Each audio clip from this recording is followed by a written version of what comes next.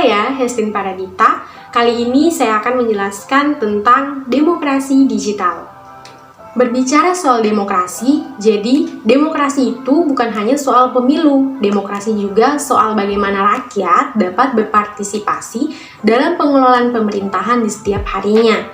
Dan dengan adanya teknologi digital dapat membantu kita mendukung proses partisipasi dalam demokrasi sehingga muncullah yang namanya demokrasi digital. Secara lebih komprehensif, demokrasi digital dapat dimaknai sebagai praktik maupun upaya menuju demokrasi dengan mendayagunakan perangkat, media, ataupun teknologi digital, baik itu secara offline maupun online.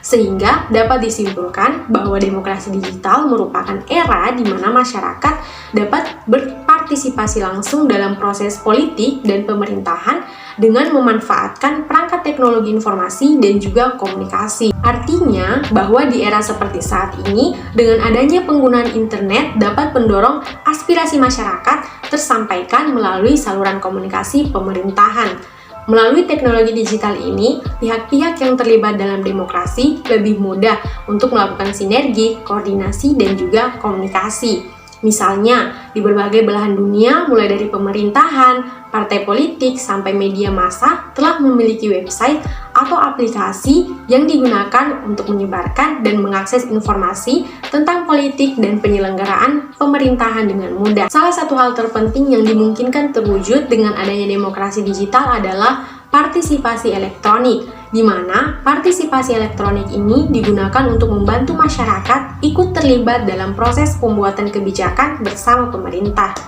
Contoh yang dapat dilihat yaitu di ibu kota, di mana proses digital dimulai dengan adanya yang pertama yaitu penentu agenda. Contohnya data center media digital pemerintah Provinsi DKI Jakarta yang menampung semua jenis masukan masyarakat dari piranti digital. Data ini penting karena dapat memetakan isu di tengah masyarakat. Yang kedua, formulasi kebijakan. Masyarakat dapat mendukung proses formulasi kebijakan seperti dengan menyumbangkan ide atau suatu rancangan kebijakan lewat musrembang atau e-planning. Setelah itu, masyarakat dapat turut serta mengawasi proses pengambilan keputusan seperti pada proses pengambilan kebijakan Provinsi DKI Jakarta yang dapat dipantau langsung oleh masyarakat lewat channel YouTube. Kemudian yang keempat, implementasi kebijakan. Kebijakan yang telah ditentukan kemudian dijalankan. Masyarakat dapat menikmati implementasi kebijakan dengan memanfaatkan berbagai fasilitas digital yang tersedia. Contohnya, sistem pelayanan pajak dan samsat online yang terintegrasi dengan platform Jakarta Smart City. Kemudian yang kelima, evaluasi kebijakan masyarakat juga dapat mengevaluasi kebijakan lewat metode digital dengan memberikan masukan berupa laporan, kritik, atau saran. Sistem penanganan komplain seperti ini sudah ada, contohnya yaitu penggunaan aplikasi Clue.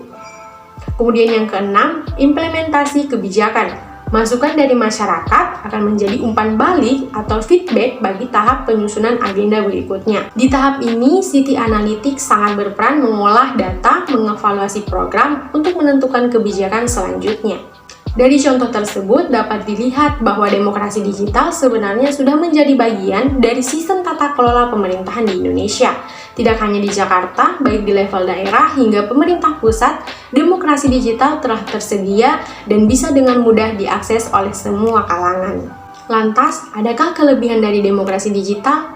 Yang pertama yaitu pertukaran informasi antar pemerintah, rakyat, dan pemangku kepentingan lain dapat lebih mudah dan cepat. Kemudian yang kedua, demokrasi digital dapat menjadi wadah penyaluran opini sekaligus tempat berlangsungnya diskusi publik tentang pemerintahan. Kemudian, apa kekurangan dari demokrasi digital?